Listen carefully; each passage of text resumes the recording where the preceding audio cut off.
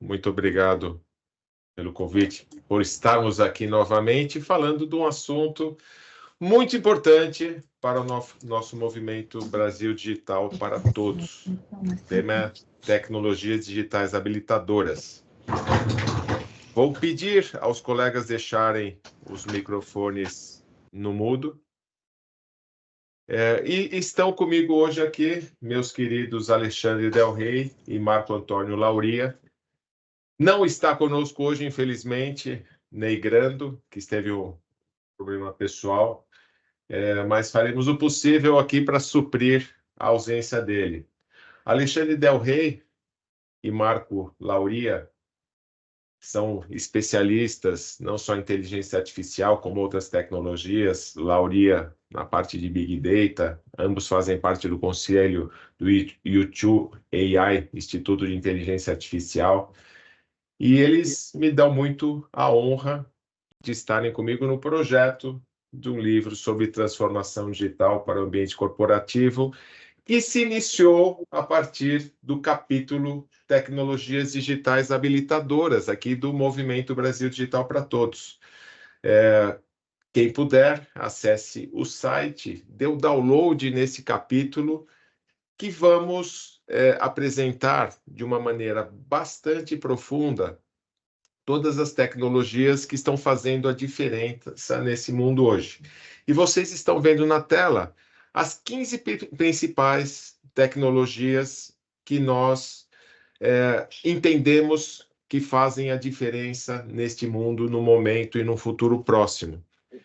É lógico que vocês olham algumas tecnologias como conectividade e internet, falam, poxa, mas isso aqui ainda vale? Bom, conectividade hoje alcançou o espaço, né? Nós temos conectividade via satélite, o Starlink, aí ajudando nessa tragédia do Rio Grande do Sul. Elon Musk cedeu links para ajudar nos movimentos de resgate, de todas as ações que precisam de comunicação, e não tem como a gente pensar em todas as outras tecnologias se não tiver conectividade avançada, internet. E aí as tecnologias, algumas vão mudando de nome. Então hoje a gente tem o conceito de computação espacial, que junta realidades digitais e metaverso, é um pouco de trazer para esse nosso mundo físico o que está acontecendo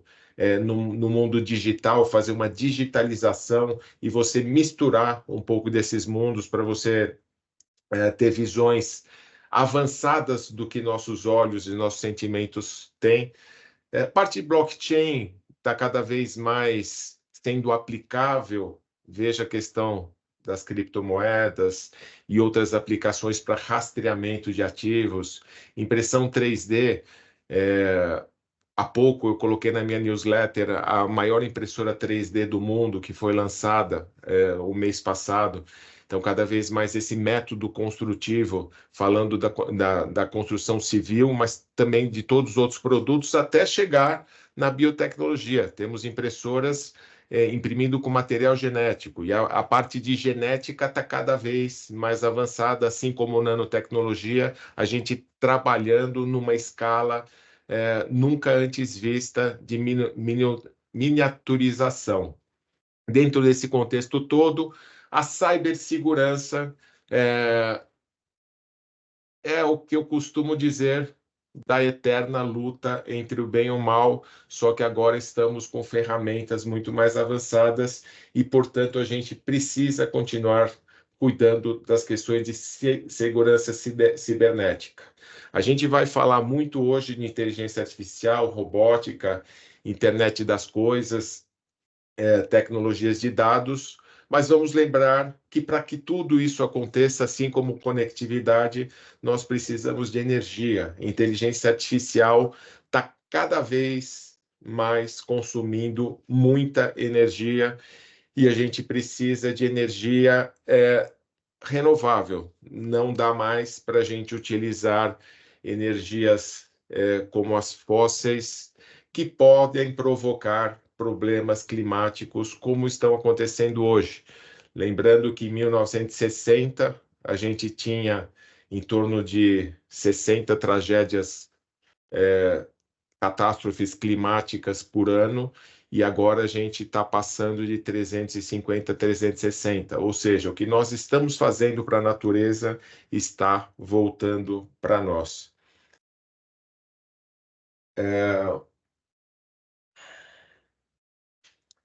Aqui vocês têm uma visão um pouco mais ampliada em torno de todas essas tecnologias principais. Temos todas as outras que vão surgindo, então é uma quantidade muito grande que vai se derivando. Então, como quando a gente fala de inteligência artificial, a gente tem abaixo processamento de linguagem natural, aprendizagem de máquina, visão computacional, IA generativa, chatbots, interface humano-máquina. Então, sempre as tecnologias elas vão derivando e vão se conectando. E aqui falando do nosso movimento Brasil Digital para Todos, houve o prêmio, a versão 2024, referente a 2023, o prêmio Brasil Digital, em que foram apresentadas 24 experiências de sucesso. Então, a gente, no Instituto Brasil Digital, quer promover que essas tecnologias todas sejam aplicadas na prática e levem as organizações a avançarem na jornada de transformação digital e conseguirem mais resultados. Algumas estatísticas bastante interessantes, que dessas 24 tecnologias, 24 experiências de sucesso, das 15 tecnologias que a gente mencionou, elas aparecem de uma maneira muito grande, como, por exemplo, internet, 96%. Então, quando a gente fala, é uma tecnologia antiga, sim, mas sem ela nada mais acontece. Mas outros dados interessantes, né? Internet das coisas, 48%, quase metade das experiências tem a conectividade através de dispositivos conectados a um endereço IP na internet. Mobilidade, 70%. Então, a gente está no mundo móvel, todo mundo no seu escritório remoto. Tecnologias de dados, sem dúvida alguma. Estamos na era de informação, 74% das experiências apresentaram, estão aí outras estatísticas. Bom, agora, feito a contextualização, eu chamo aqui meus queridos Alexandre Del Rey e Marco Lauria, dando oficialmente um bom dia, boas-vindas, e a gente vai falar um pouquinho do que está acontecendo das aplicações de inteligência artificial. E a gente está numa semana oportuna, né, que veio aí a OpenAI e veio o Google trazendo novidades, eu diria, bastante disruptivas para este contexto atual. A IA cada vez mais está saindo de ser um termo assim e está entrando em tudo que acontece de hardware e software. E eu começo com o Alexandre. Alexandre, o que você traz de novidades nesse sentido para a gente? Está no mudo, Alexandre. Opa, esse movimento está acontecendo, né, Renato? É incrível. Eu sou fã de tecnologia, você, o Lauria, acompanho. E hoje de manhã eu estava testando, né, as novas funcionalidades do GPT-4 Omni, né, o Omni, né, sei lá, o Omni. Cada nome é um nome diferente. Você fala, pô, mas como é que fala esse nome?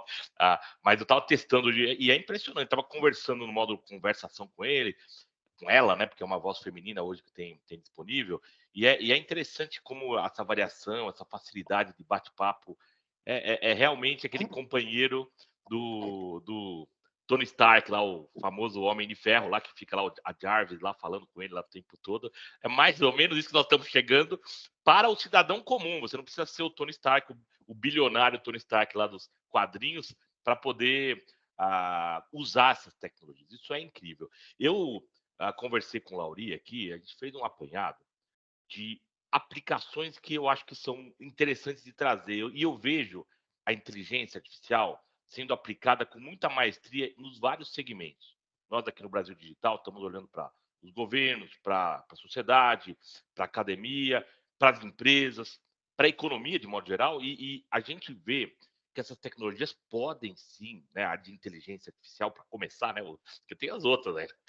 Para começar, a inteligência artificial traz coisas incríveis.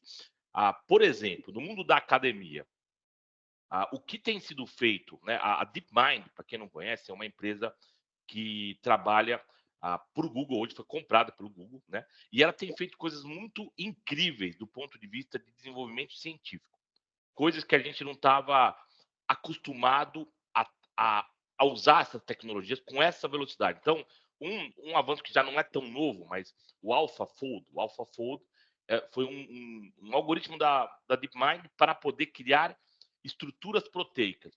Que isso, Alexandre? Não, estruturas proteicas, elas são a base para desenvolvimento de novos medicamentos, para entender como funcionam as doenças. Então, olha só, você usando essas tecnologias de ponta, como inteligência artificial para pesquisa, você consegue, a partir delas, ter uma nova forma de pensar doenças, pensar saúde, pensar novos materiais. Porque, através de algoritmos como o AlphaFold, você consegue mudar a velocidade de pesquisa.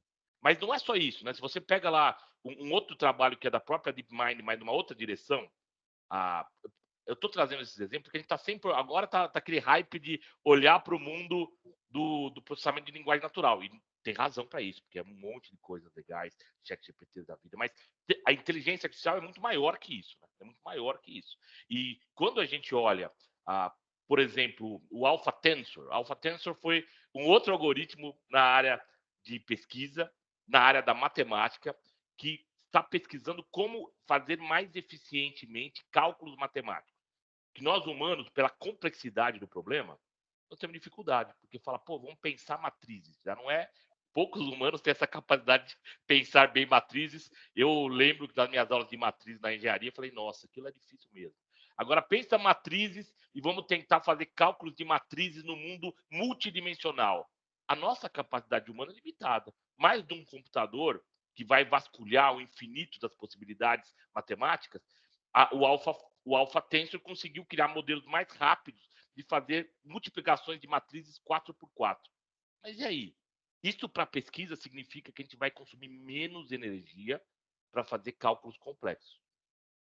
Pô, que legal isso. Quer dizer, nós estamos combatendo uma das demandas na área uma das demandas da área energética. Falou, pô, não vamos precisar de energia para gerar inteligência artificial? Ótimo, mas tem gente pesquisando na ciência para resolver isso. Então, a academia tem dado muitos passos interessantes. No mundo do governo, há coisas incríveis. Aqui no Brasil mesmo, eu selecionei duas iniciativas dos sistemas federais de justiça, né? A Suprema Corte, o STF e o STJ, né? Que são muito interessantes, que usam essa ideia dos processamentos usando GenAI, IA generativa, esses processamentos de linguagem natural, como o ChatGPT. Um deles foi o Vitor, o sistema Vitor. Ele reduz o tempo, né, de analisar casos, né, casos de repercussão, né? Mas imagina casos que são complicados, casos que vão precisar de um olhar mais calmo. Ele analisa, falou: esse é um tema que precisa de atenção imediata. Ele reduz essa velocidade de avaliação de 44 minutos para 5 segundos. Então, olha que legal isso para sendo usado na justiça do Brasil, aqui no caso, né? Você vai conseguir a dar velocidade da atração a essas demandas infinitas que nós temos aí, né? De trazer justiça, né? O Atos, por exemplo, do STJ, nesse caso, ele consegue, pela semântica, pelo tipo, ele analisa os textos e fala: ó, esse tema tem a ver com aquele outro tema, tem a ver com aquele outro tema. Ele agrega esses temas comuns para criar um pacote de análise para o juiz. Então, ele dá eficiência para o juiz de analisar tudo isso. Então, eu trouxe esses exemplos diferentes, porque eu acho legal de ver isso não só na ciência como na academia, como coisas que estão acontecendo agora.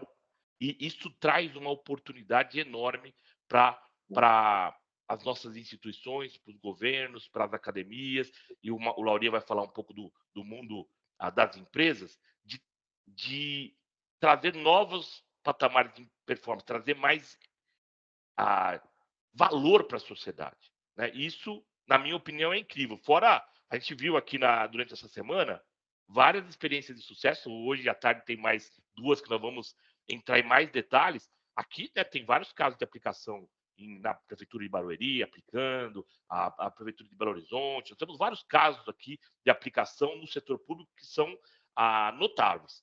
Lauria, eu tenho certeza que você tem outros temas legais aí, né, para falar da parte de empresas. Obrigado, Alexandre. Bom dia aqui, os presentes, aqueles que estão assistindo aí via YouTube. O Renato fez um comentário, né, sobre os anúncios essa semana, e impressionante como isso ficou mainstream, não é só na comunidade técnica, né?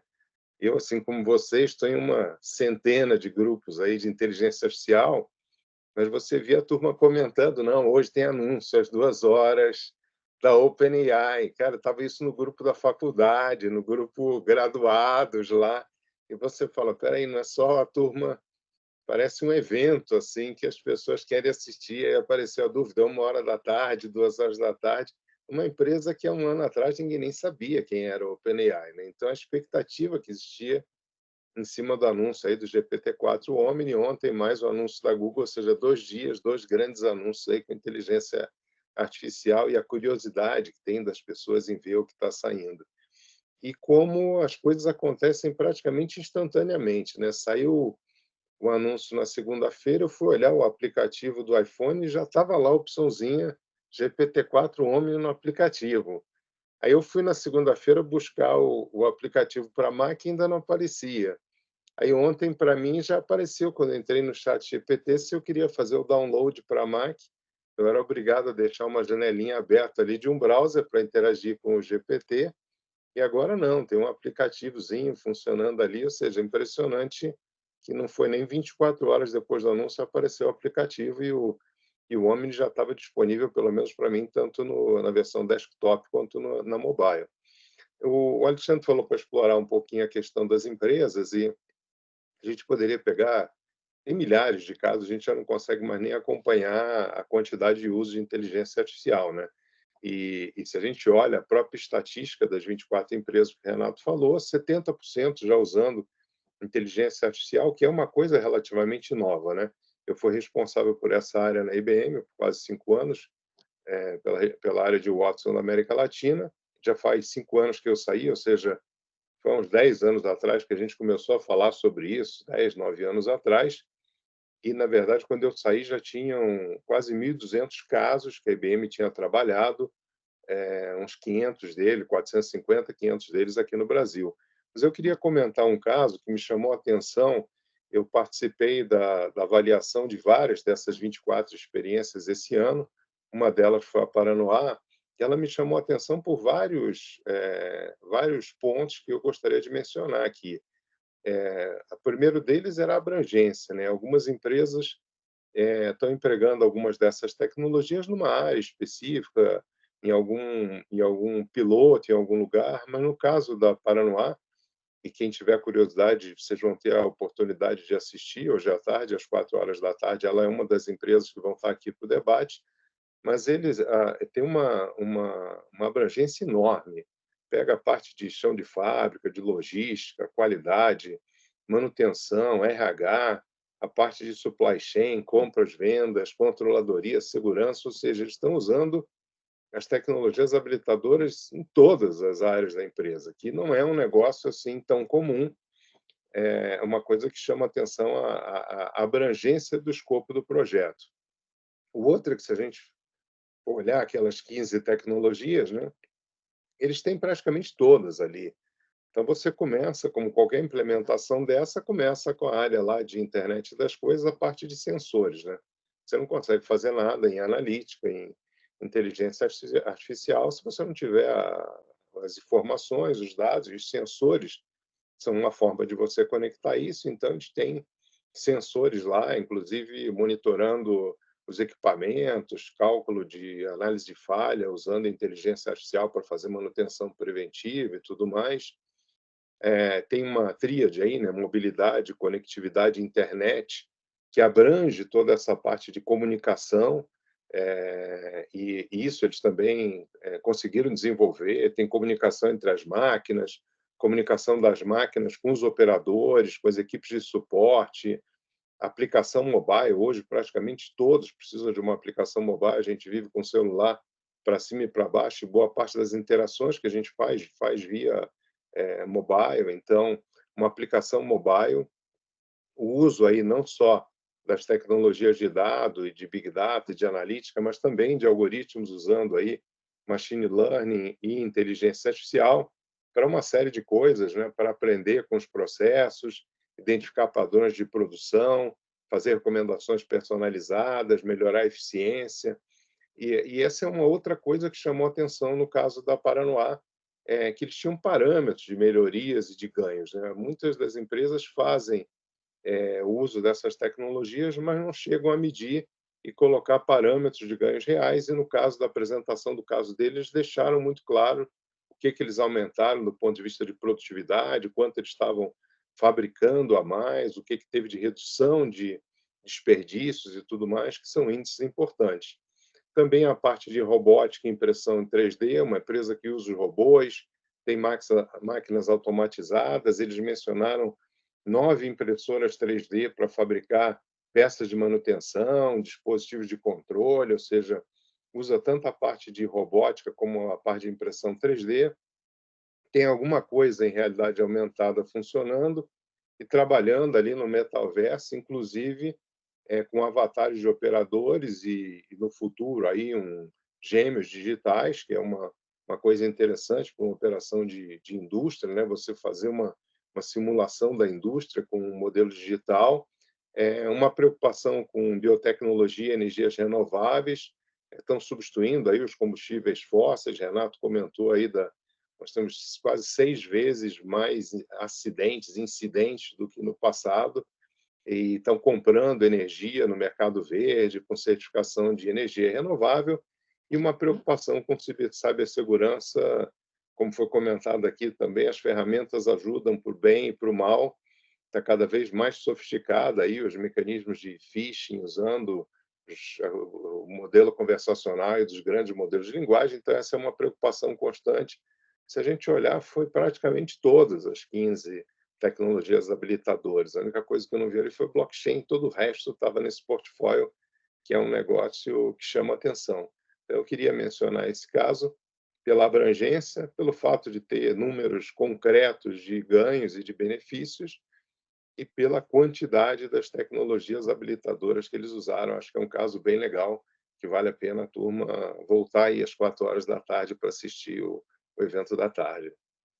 Ô, Lauria, eu não vou perder, viu? Porque realmente eu adoro ver a tecnologia aplicada, né? Mais do que a gente ver as tecnologias que estão surgindo, é como elas fazem resultado no nosso mundo, os negócios, governo, academia. Muito interessante. E para colocar todo mundo na mesma página, o que está acontecendo em relação a esses novos lançamentos da OpenAI e da Google, a forma de a gente interagir com inteligência artificial vai estar cada vez mais natural. Então, vocês podem acessar, tem uma série de vídeos aí na internet dessas novas aplicações. Você está com o celular ligado com as duas câmeras, enquanto uma câmera você está conversando com a inteligência artificial, ela falando, você está sorrindo, você está feliz, você está preocupado. A outra câmera, ela está analisando o ambiente e descrevendo o que tem. Você pode procurar, olha, eu quero procurar aqui alguma coisa que tenha som, e ela vai procurar um speaker, ela descreve toda a história da ponte que está ali, fala se a ponte está aberta ou está fechada. Para a parte de desenvolvimento, cada vez a codificação para os programadores ficará mais fácil. Você consegue colocar recados de áudio e mais blocos de notas e jogar ali e ele transformar em código. Então, cada vez mais, a parte de fotos, né? Quantas vezes a gente não quer buscar fotos e tem uma certa dificuldade? O Google vai ter um recurso agora de você, eu quero que procure todas as fotos da minha filha na evolução desde criança, quando ela estava na água, e vai separar tudo isso. Então, é um novo mundo que está sendo apresentado. E inteligência artificial é uma camada que trabalha em cima de muitas outras camadas. E uma delas é a internet das coisas. Então, são os dispositivos conectados na internet gerando dados que a IA vai trabalhar.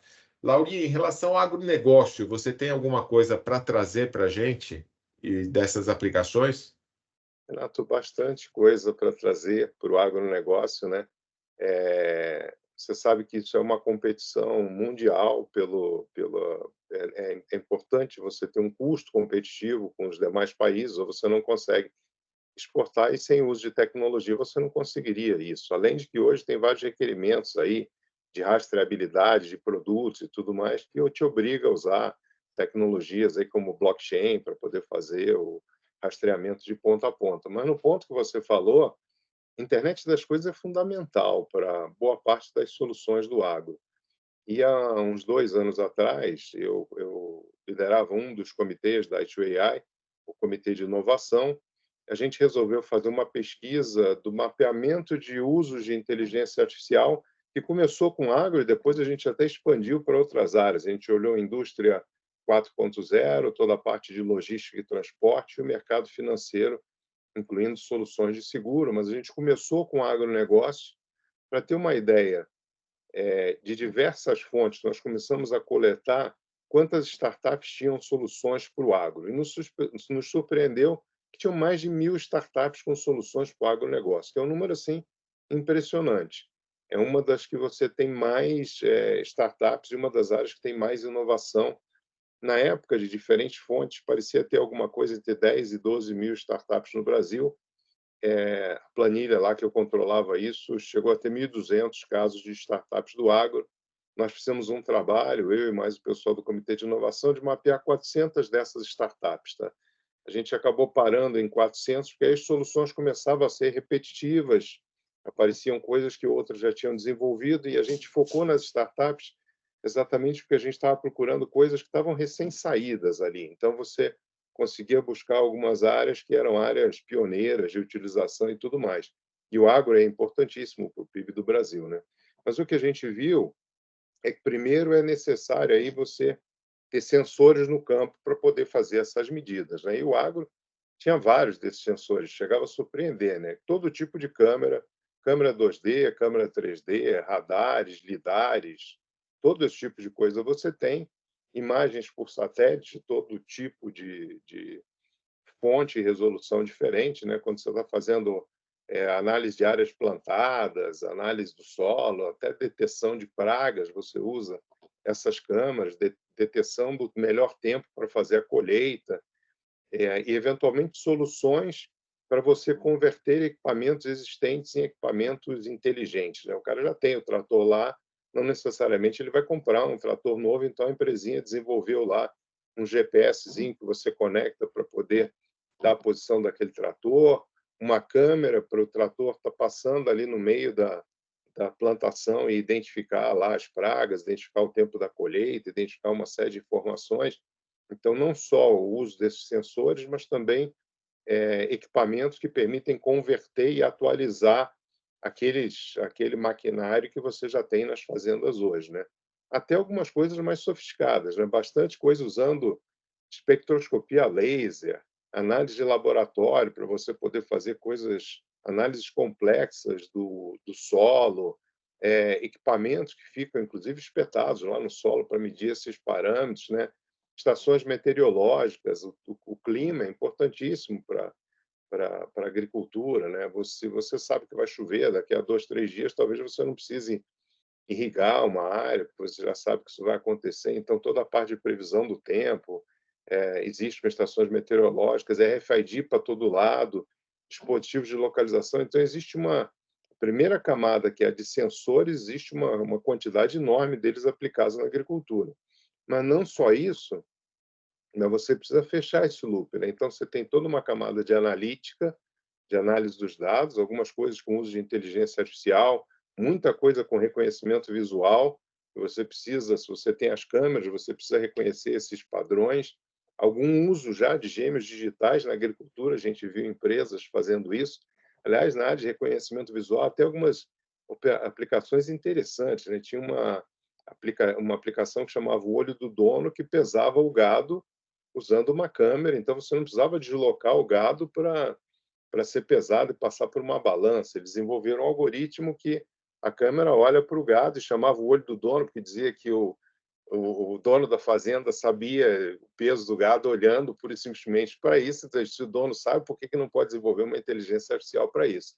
E a parte de atuação também, né? Uma vez que você tem esses dados, tem muito uso de drones, veículos autônomos, você pode fazer, seja uma aplicação seletiva aí de defensivos agrícolas, isso economiza lá e faz com que você faça uma aplicação melhor só na área que necessita, ou de irrigação. Então, você começa a ver uso de robôs, uso de drones e tudo mais. Então, fecha o loop, que vai desde sensores, a parte de leitura, análise, atuação, e, obviamente, infraestrutura de cloud no background para toda essa análise, aplicativos que permitem você usar isso via mobiles, toda a parte de conectividade, né?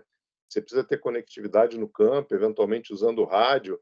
Agora você vai ter a possibilidade de usar 5G, um 5G local, que permite você fazer uma rede privada de 5G. Então, é um grande exemplo de uso de tecnologia, não só de internet das coisas, mas de todo o resto, de sensores, de robótica, de todas aquelas tecnologias habilitadoras que a gente comentou ali no chat inicial. Perfeito, sensacional. E aí eu quero sair um pouco do mundo agro e para o mundo de entretenimento. E aí, Del Rey, o que tem de tecnologia bombando nessa área? Deixa eu tirar o mudo aqui, né, senão eu fico falando mudo, aí é difícil. Olha, tem muita coisa legal, né. Eu acho que a gente fala de mobilidade, a gente fala de internet, a gente fala da parte de conectividade, né, que são 3 tecnologias que já são, antigas, né, vamos dizer assim, já estão na pré-história do mundo digital, vamos dizer assim, mas elas são a base para tantas coisas, né. E indo em direção o Renato Grau falou: "Ó, tem muita coisa acontecendo", e falou um pouquinho do Omni, né, do Omni, do GPT-4, do Google, e eu falo: "Pô, como que dá para você misturar essas tecnologias e conseguimos ir além, né?" Eu peguei aqui o GPT-4 Omni aqui e trouxe aqui a voz dele para falar aqui com a gente. Vou ativar aqui para que ela seja possível. Eu estou usando meu celular aqui, ó, não sei se vocês estão vendo, né? Com internet, né? E com a mobilidade, com a conectividade, toda com uma base de uma interface. Então, eu falo aqui: oi, ChatGPT, eu queria que você me ajudasse aqui. Eu estou falando aqui num congresso do Brasil Digital e queria que você explicasse um pouco mais sobre a importância da mobilidade, da conectividade e também da internet para os novos negócios no entretenimento.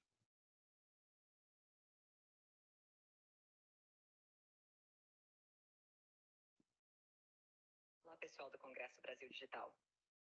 A mobilidade, a conectividade e a internet são fundamentais para os novos negócios no setor de entretenimento.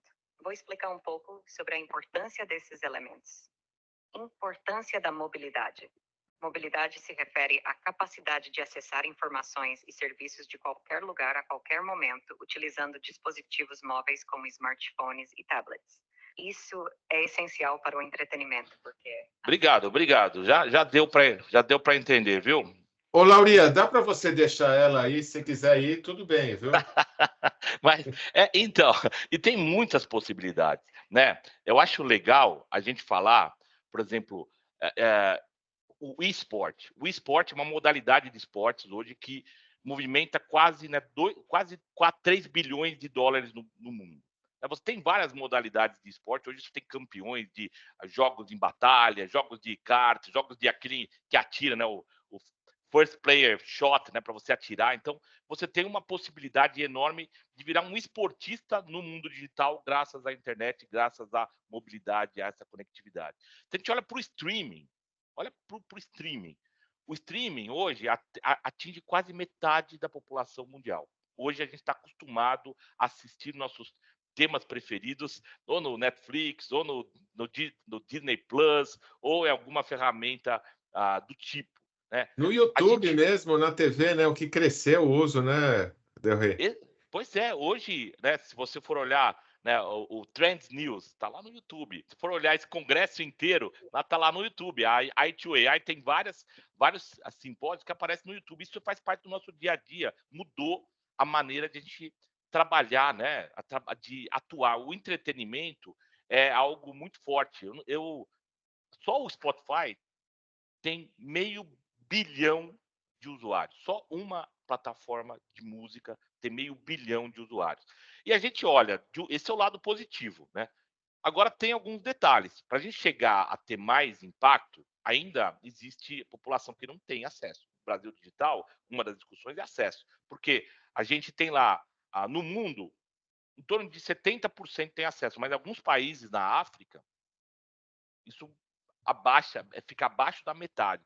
Se a pessoa não tem acesso ao entretenimento, que é um dos detalhes, mas ela não tem acesso à parte financeira, ela não tem acesso à parte do comércio eletrônico, ela não tem acesso às oportunidades de aprendizagem. Então, existe lá, quando a gente fala de entretenimento, eu vou falar um pouquinho de metaverso depois, tem uma outra área incrível de entretenimento, com realidade digital, com realidades imersivas, né? Mas eu acho que tem um ponto importante quando a gente fala de conectividade, de internet e de mundo mobile, que nós estamos falando de uma necessidade que cada vez virou uma necessidade básica. Eu acho legal a ideia do Sam Altman, quando ele traz que cada um de nós deveríamos ter uma unidade básica computacional. Quer dizer, nós precisamos ter uma infraestrutura básica para cada cidadão, para eles poderem usufruir desse mundo digital que nós estamos construindo. Sem isso, algumas pessoas vão ficar à parte, né? Então, eu acho legal falar sobre essa mobilidade, tem muitas aplicações, internet, mobilidade e a conectividade, né? 5G, internet por satélite, né? Trabalhar com 6G, só que são pontos basais para o restante. Sem elas, ferrou, viu, Renato? Ferrou. Muito bem. E, ô Lauria, no varejo, você vê alguma coisa específica? O Del Rey falou de entretenimento, mas esse mundo do varejo, que é um mundo gigante, né? Eu vou comentar do varejo, mas só pegando uma carona lá com o Alexandre. O Alexandre sabe, eu acho que alguns de vocês, ciclismo é meu esporte, há mais de 40 anos, eu competia no passado, hoje já não estou mais nas provas reais, mas estou em várias virtuais. Eu uso uma plataforma que chama Ruve, um rolo que é um smart trainer controlado pelo iPad, eu uso isso já há 5 anos, pedalo praticamente todos os dias, boa parte deles é ciclismo virtual. E para quem acompanha o ciclismo, está acontecendo o Giro da Itália, agora é a primeira das grandes voltas, 21 dias de ciclismo, e eu estou na versão virtual do Giro. Tem prova hoje às 1 da tarde, eu não estou na Itália, eu estou em Campos de Jordão, e as provas são provinhas pequenas, mas é um campeonato mundial virtual do Giro da Itália. Eu estou participando do Campeonato Brasileiro de Ciclismo Virtual também, tudo da minha casa, com o rolo controlado, resistência controlada pelo iPad e tudo mais. A imagem é uma filmagem real, ou seja, é um pouco do que a gente está falando aqui, um mundo super realista de realidade virtual, internet das coisas. Você tem que usar a frequência cardíaca, tem que ter um medidor de potência, ou seja, a sua bicicleta é modelada, você escolhe entre 20 modelos de bike, aquele que você vai usar, que é melhor para aquela prova, igualzinho você faria com um ciclismo de verdade. Mas de volta aí à sua pergunta do varejo, o varejo é um dos segmentos que tem maior desafio, as margens são pequenas, o varejo no Brasil tem sofrido um monte aí esses últimos anos, varejo com inflação alta, com juros altos, tende a ter problemas, boa parte das compras são financiadas, então vive aí momentos difíceis. E a gente viu uma transformação grande do varejo, né? Se a gente olhar as principais varejistas, né? Magalu, a B2W aí com Americanas, Submarino, Mercado Livre. O Mercado Livre é uma das que tem saído melhor nesse desafio aí do varejo. Todas elas viraram uma plataforma de venda de produtos, não só o produto das lojas, mas produtos de terceiros, né? Você consegue comprar pneu na Magalu, se você quiser, placa gráfica, coisas que você não encontra na loja física, mas você encontra na loja virtual, né? E nessa linha do que a gente falou, né, são grandes usuários de tecnologia, né? Porque, de novo, as pessoas interagem primariamente via celular com esses aplicativos. Você quer poder comprar a qualquer hora, você está na rua, viu um negócio, você quer comprar, você está sentado no sofá, em casa. Aliás, tem várias pessoas que não têm computador, só têm o celular. Então, toda essa parte de mobilidade é importantíssima para o varejo. As pessoas têm que conseguir ter acesso ao catálogo e, na verdade, alguns têm o que eles chamam uma experiência de compra aumentada, né? Que você entra lá no no produto e você já recebe uma série de informações adicionais sobre o produto. Ele sugere outras alternativas se algum daqueles itens não tiver estoque. Então, você tem essa experiência de compra aumentada, tudo via aplicativo no celular. O pagamento é feito, obviamente, via celular, você não deixa lá o celular. E, eventualmente, o acompanhamento da sua ordem até entrega é feito via celular. A Magalu tem até o caso famoso lá da assistente virtual. Ela consta como o avatar com o maior número de seguidores do mundo é o da Magalu, e talvez um dos primeiros, aí, porque já tem muito tempo que tem mais do que esses avatares pessoais que surgiram recentemente com o uso de inteligência artificial. A Magalu já faz isso há algum tempo, mas você consegue via celular ver o status do seu pedido, fazer perguntas, ele avisa, vai entregar hoje às 14h e tudo mais, a entrega foi realizada. Quem faz compras no Mercado Livre, eu sei antes da portaria me avisar que as coisas chegaram no Mercado Livre, porque aparece lá no aplicativo que foi entregue. Então, toda a parte de varejo são grandes usuários aí, não só da parte de internet das coisas, mas muito uso de inteligência artificial, algoritmos de recomendação, toda a parte de logística. E aí tem um outro caso que é interessante, que é do iFood, né? Se a gente imaginar a complexidade de uma operação do iFood, porque alguém faz uma compra de um prato lá de massa, um sanduíche, alguma coisa. Ele tem que estimar o tempo de preparo daquele prato, alocar um transportador para levar esse negócio de volta, manter o usuário informado sobre a chegada ou não do produto, ajudar lá tanto a parte de rotas e logística. Então, toda a parte de programação de logística, designação dos entregadores, comunicação com o usuário final sobre o status do produto e a entrega, tudo é feito usando tecnologia, muito uso de inteligência artificial para todas essas aplicações, muito uso de mobilidade e conectividade. Você vê que todas essas aplicações que a gente falou aqui de varejo, a interação era feita pelo celular. Isso exige conectividade, exige mobilidade. Então, varejo é um grande usuário de tecnologia. Os algoritmos se sofisticaram com o uso de inteligência artificial. Antes você fazia algumas coisas dessas, algoritmo de recomendação com analítica. Eu fui vendedor de analítica há muitos anos, mas você vai para um outro nível quando você fala de uso de machine learning, de redes neurais para você fazer essas previsões, e um uso aí de conectividade, de tecnologias de mobility. Então, tem muito uso de tecnologia no varejo. Muito bom. A gente está caminhando para o final aqui, ainda quero deixar um espaço aberto para perguntas, mas queria que rapidamente o Del Rey pudesse falar um pouquinho do impacto na educação e saúde, das realidades digitais, de metaverso, de computação espacial. Dá uns insights e aí a gente abre para as perguntas, Del Rey. Vamos lá, vamos falar rápido aqui, porque eu quero também ouvir as perguntas da turma. Eu acho que o impacto é enorme, né? A gente fica imaginando a educação tradicional, onde a gente tem que olhar coisas através de livros, né? Imagina você vai querer falar de biologia celular, né? Olha no livro. Por quê? Porque a gente não tem a capacidade de pegar um humano ou um ser vivo, né, e ficar olhando microscopicamente no que está acontecendo lá em tempo real. Ou não tinha. Quando a gente tem uma realidade virtual, um metaverso construído com as mesmas regras da realidade física, mas um objeto que você pode ser imersivo, ampliado, você pode entrar dentro de uma veia de um ser humano, né?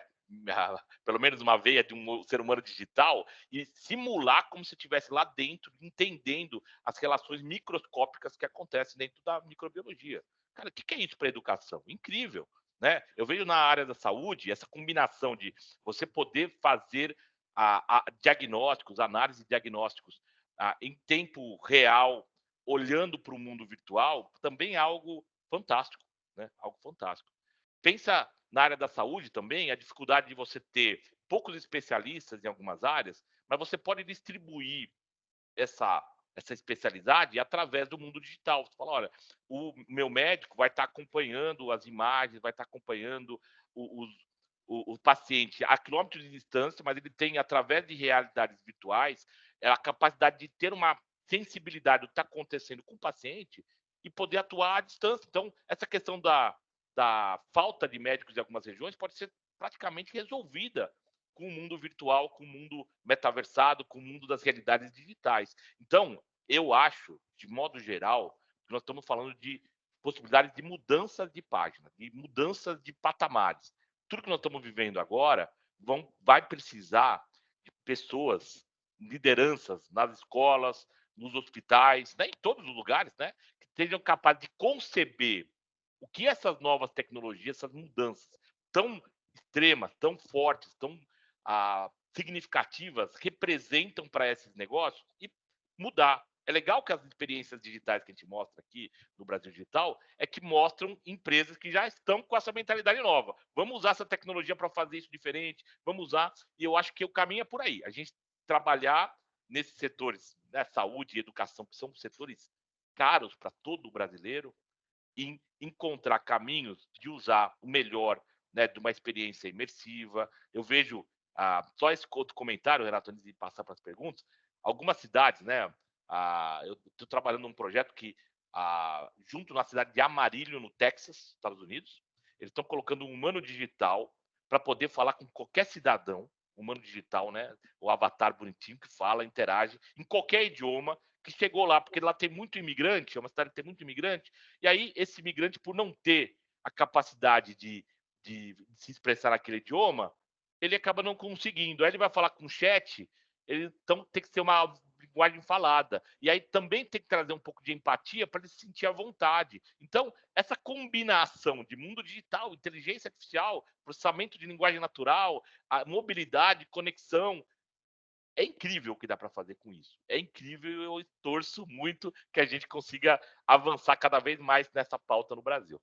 Ainda tem Excelentes contribuições. um comentário, Sim. Renato, que apareceu aqui no chat, né? Alguém falou, o Vinícius falou que viu o vídeo do ChatGPT ensinando trigonometria. Eu acho que esse foi um dos exemplos que chamou a atenção na segunda-feira, né? E é da Khan Academy, que é uma das referências do uso de inteligência artificial para a educação, né? Então, quem assistiu o videozinho lá, ele perguntava o que era a hipotenusa, qual era o lado que era o oposto do ângulo que você estava falando, e é um desses exemplos interativos muito legais da educação, já usando lá o GPT-4 Omni, né? Excelente. E em relação à medicina, né, o caminho na medicina é uma medicina de precisão, uma medicina remota, individualizada, que utilizar todos os recursos, não só da computação espacial, do metaverso, das realidades, mas a parte da internet das coisas, nos wearables, né, os dispositivos vestíveis, que você consegue mandar todos os sinais do corpo, os biomarcadores, para você poder, de uma maneira remota, deixar o paciente realmente fora do hospital, no celular. É esse o grande caminho que a gente tem na medicina e a gente está vendo a importância de todas as tecnologias.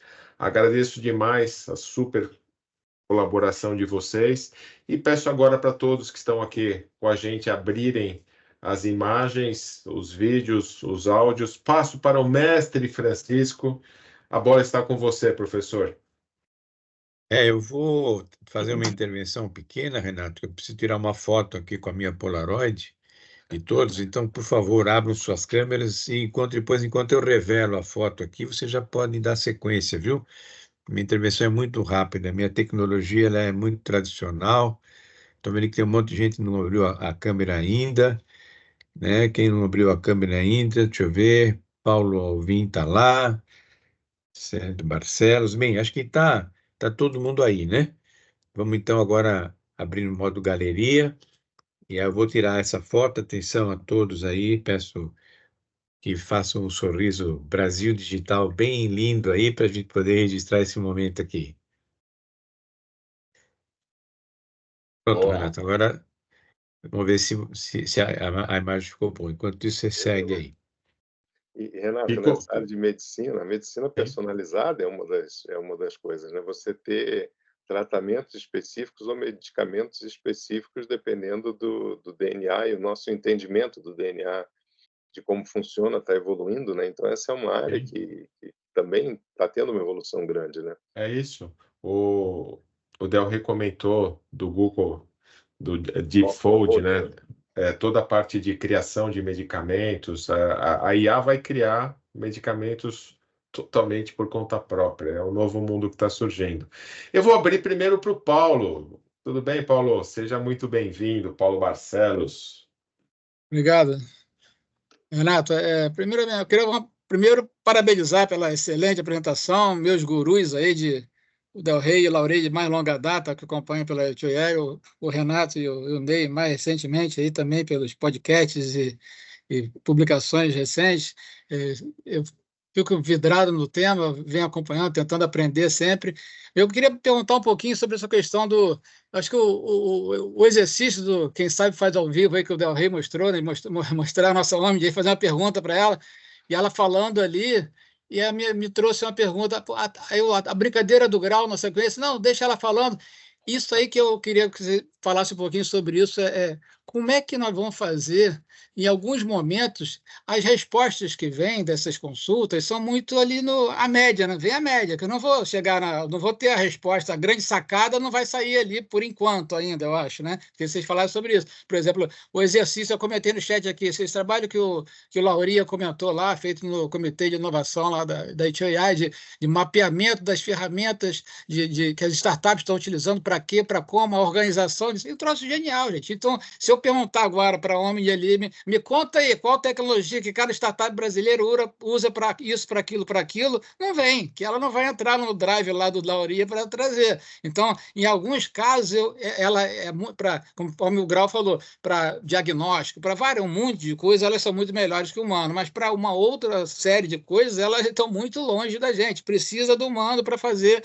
Então, em que casos cada coisa, cada ela vai ter maior destaque e quanto tempo vocês acham que a tendência é que isso se reduza ou se amplie essas diferenças entre o humano e máquina e elas se complementem, mas como é que vocês veem essa questão? Me permite, Paulo, eu vou começar isso aí, depois acho que eu tenho a turma, tenho certeza que o Lauri e o Renato têm outras contribuições. Cara, é assim, acho que algumas das humanidades que nós vamos precisar desenvolver tem a ver com isso, né? A gente saber pedir, né? Nós estamos com o oráculo de Delfos aqui, responde qualquer pergunta. Mas qual é a pergunta? Se você faz a pergunta ruim vai trazer uma resposta banal, né? Então, essa capacidade, nós humanos agora estamos sendo desafiados. Nós vamos ter que ser melhores do que nós éramos também para poder fazer bom uso dessas tecnologias, né? Especialmente a inteligência artificial, porque hoje nós temos todo o conhecimento humano curado, né, disponível, né, armazenado nesses grandes modelos de linguagem. Mas como extrair esse conhecimento? Se tivesse lá, eu fiz a brincadeira ontem lá no congresso que eu participei, falar, se você estivesse na biblioteca de Alexandria, qual é o livro que você vai pedir? Para que tipo de problema? Porque está lá tudo ali, mas você tem que saber escolher. E para saber escolher, você também tem que ter conhecimento. Você também tem que saber ter esse pensamento crítico, essa capacidade. E isso vai ser vital cada vez mais para diferenciar os humanos, né, na nossa humanidade. Né? O que você quer diferenciar. Eu fiz um artigo que fala justamente do problema oposto, do efeito baunilha, que eu tenho chamado aí por aí. O efeito baunilha é a falta de diversidade nos textos, a homogeneidade das respostas, porque as pessoas não estão fazendo perguntas mais densas, mais sofisticadas, estão parando no mesmo. E esses algoritmos, né, de grandes modelos de linguagem, eles reduzem dimensionalidade, estão planejados, eles são desenhados para encontrar comunidades, para encontrar elementos comuns, essência. Então, para eu poder buscar novas essências, eu tenho que trazer contextos diferentes, tenho que fazer ele buscar em outras regiões que ele não está acostumado a buscar naquela rede neural. Então, espero ter respondido uma parte, tenho certeza que os meus colegas vão complementar. E complementando, Alexandre, existe realmente uma preocupação com o que o Barcelos comentou, né, que é essa convergência média, né? Uma vez que é uma estatística e as maiores probabilidades são realmente as medianas de qualquer coisa. Mas eu acho que a gente está aprendendo a trabalhar com essas ferramentas, um pouco do que o Alexandre combinou. E eu estou criando um curso agora que pega as 20 principais profissões do Brasil e quais seriam as 20 ferramentas de IA generativa mais adequada, mapeando, cruzando essas ferramentas com essas profissões. Então, eu tenho estudado bastante o tema do futuro do trabalho aí nesse último ano. Foi uma das aulas magnas até que a gente deu da I2AI. E num dos artigos que eu li, falava do ciborgue e o centauro. E eram duas formas de você interagir com a inteligência artificial. E foi uma análise de caso de um uso real já. Quem procurar na internet, quem tiver curiosidade, me passa, eu mostro, mas é como se o centauro tivesse muito bem definido a cabeça de um homem no corpo de um cavalo, e tem horas que você interage com a inteligência artificial assim, muito bem definido o papel que a inteligência artificial faz, o que você faz e essa interação. E tem outras horas que é uma coisa muito mais misturada, muito mais no ciborgue, que você não consegue diferenciar uma coisa da outra. E tem aplicações onde o centauro é mais eficiente, tem aplicações em que o ciborgue é mais eficiente. Então, eu acho que, primeiro, a gente está aprendendo a usar essas ferramentas. Se a gente olhar no There is an AI for That, a última vez que eu olhei, tinham 12 mil ferramentas de uso de IA.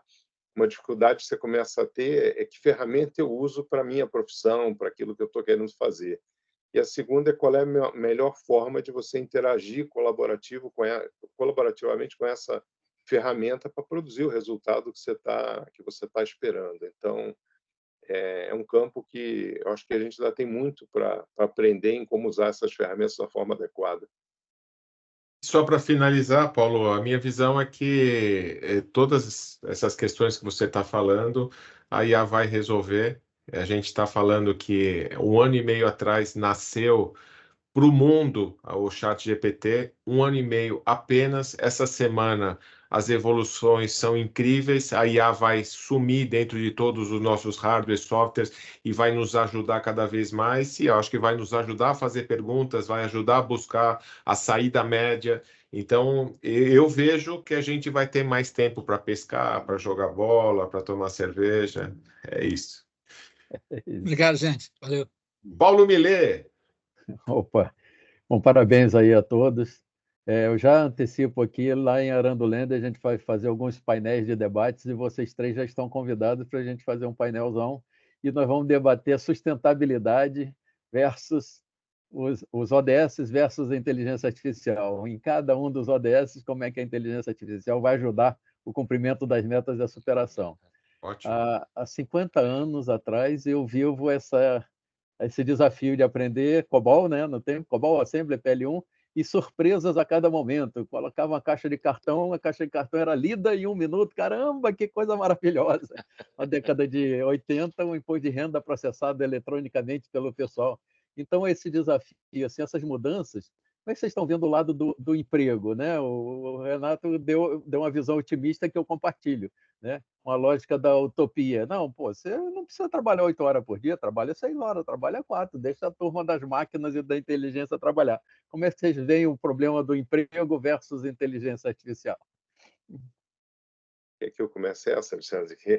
O futuro do trabalho é uma das coisas que eu tenho pesquisado aí nesse último ano. Se a gente olhar, e é impressionante a quantidade de papers que saíram sobre esse assunto. Eu tenho um folder aqui que deve ter uns 30 deles, de alguns das grandes empresas de tecnologia, de consultoria e tudo mais.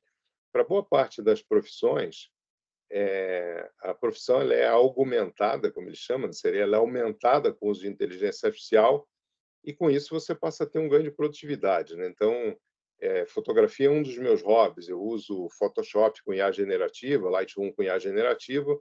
Eu gastava, sei lá, 20 minutos para processar uma imagem, hoje eu gasto 3. Se eu vendesse isso, né, porque eu não trabalho com isso profissionalmente, eu provavelmente conseguiria fazer 5, 6 vezes mais trabalhos do que eu faço hoje. E aí existe uma questão se esse mercado seu ele é elástico ou não. Porque se o mercado ele for elástico e você produzir um trabalho por um preço menor, você teria um ganho de produtividade, teria um aumento do alcance daquela tecnologia, ela iria para mais pessoas, você não necessariamente desempregaria alguém. Mas tem coisas que não são elásticas, talvez você precise de menos gente para fazer essas coisas. Então, a dinâmica do futuro do trabalho ela é super complexa, porque determinadas tarefas são augmentadas, determinadas tarefas elas são substituídas, e determinados mercados são mais elásticos do que outros. Tá? Então, é uma resposta assim super complexa. Na maioria dos casos passados, a tecnologia acabou criando mais empregos do que eliminou. Agora, 2 pontos a serem considerados aqui super importantes. Um é que a velocidade da tecnologia está fazendo com que seja cada vez mais difícil treinar as pessoas na velocidade exigida. Se você teve tempo para preparar com a primeira e segunda revolução industrial de treinar essas pessoas, é cada vez muito menor. Renato mesmo comentou, não tem um ano que a gente está falando, 1 ano e meio que a gente está falando do ChatGPT, e olha a quantidade de pessoas usando e o número de transformações que aconteceu. E o segundo é que acaba acontecendo um pouco daquele efeito barbell, e isso é previsto, né, que seria como se fosse um alter, de você ter algumas profissões que não são substituídas pela tecnologia, mas, em geral, são profissões muito simples, que pagam muito pouco, profissões, sei lá, cabeleireiro, manicure, lixeiro e tal, e você passa a ter o outro extremo de profissões que pagam bem, mas exigem um nível de conhecimento elevado e o meio um pouco que desaparece, ou fica uma barrinha fina. Então, essa é uma das consequências que também é previsto. Provavelmente vão existir profissões bem simples, que não exigem um grande conhecimento, e profissões que exigem um nível de conhecimento super sofisticado, com um desafio aí que o movimento Brasil Digital pode nos dar, que é como você retreina essas pessoas. As pessoas vão precisar saber usar essas tecnologias, e foi um pouco do que a gente falou aqui na pergunta passada, né? Não sei se temos mais tempo, assim, se o professor Francisco me permitiu, fala mais, porque o tema é super instigante, né? Não sei se nós estamos no horário aí, se vamos terminar. Tá bem estourado, Alexandre. Como é que tá, Francisco? Vamos ver, Alexandre, rapidinho, depois tem uma pergunta do Ari ali. Tá bom, então. Quer pular para o Ari, senão... Isso, vamos ver a pergunta do Ari primeiro. Então, sem problema, depois eu converso com o Paulo. Perfeito. Tentarei ser bem rápido. Bom, primeiro, parabéns e gratidão por uma contribuição marcante a mais uma sessão do Congresso. Nós temos, esquecendo as crianças e as pessoas 50 a mais, milhões de jovens, né, nem trabalham nem estudam, isso é um dado no Brasil e no mundo, e é possível se pensar que seja trabalhado a alfabetização digital, letramento digital, alfabetização em dados, enfim, com o uso das ferramentas, entre elas e principalmente a inteligência artificial, para minimizar esse drama social mundial? Poxa, na minha visão, a gente tem uma questão que não é de ferramentas tecnológicas, é uma questão geracional, e uma boa parte das características dessa geração que está no mercado agora é responsabilidade da geração anterior que a colocou no mundo. Então, sinceramente, eu acho que não é a tecnologia que vai resolver essas questões. Pelo contrário, às vezes até vai deixar essa geração numa zona de conforto ainda maior, porque a gente está discutindo aqui a perda de empregos, né? O que a tecnologia vai gerar de impacto, e vai gerar de impacto realmente. Sem dúvida, tem uma oportunidade para a nova geração absorver todas essas novas ferramentas e tecnologias e colocar à disposição para ocupar um novo espaço no mercado, mas se não tiver vontade e mindset, Ari, desculpa, eu acho que não é, infelizmente não é a tecnologia aí. Aí a gente volta os conceitos do nosso movimento Brasil Digital com as pessoas ao centro, e a gente tem essas pessoinhas ao centro aí que precisam ter uma postura diferente. Não, e nesse aspecto, né, a tecnologia trouxe uma série de entretenimentos novos e distrações, né? As Sim. pessoas agora elas não vão ao banco. Boa parte das pessoas trabalha remota, não tem deslocamento, mas reclamam que conseguem fazer menos do que faziam no passado. Aí você vai olhar a estatística, o tempo gasto nas redes sociais, e o WhatsApp é uma das ferramentas que, se você não tomar cuidado, ele te ajuda na produtividade ou te mata, né? Você está em 100 grupos e você vai olhar lá, 20 minutos depois apareceu 150 mensagens em cada um desses grupos. Quando você chega no fim do dia, você olha, você está ficando 2 horas no WhatsApp. Então, a quantidade de coisas para nos distrair também tem que ser uma preocupação, né? E essa geração, infelizmente, trabalha com 500 mil distrações, né?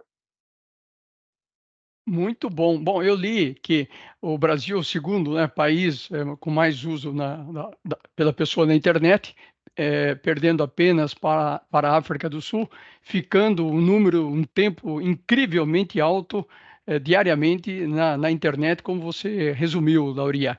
Então, faz todo sentido. E essa provocação, Renato, e com essa sua resposta muito apropriada, muito interessante. Muito obrigado, Ari. Excelente colocação. Ok, obrigado. Renato? Só agradecer a todos. Eu acho que a gente procurou transmitir um pouquinho do nosso conhecimento. A gente, no segundo semestre, vai ter mais desse conhecimento formalizado no nosso livro aí de transformação digital. Vamos manter todos informados.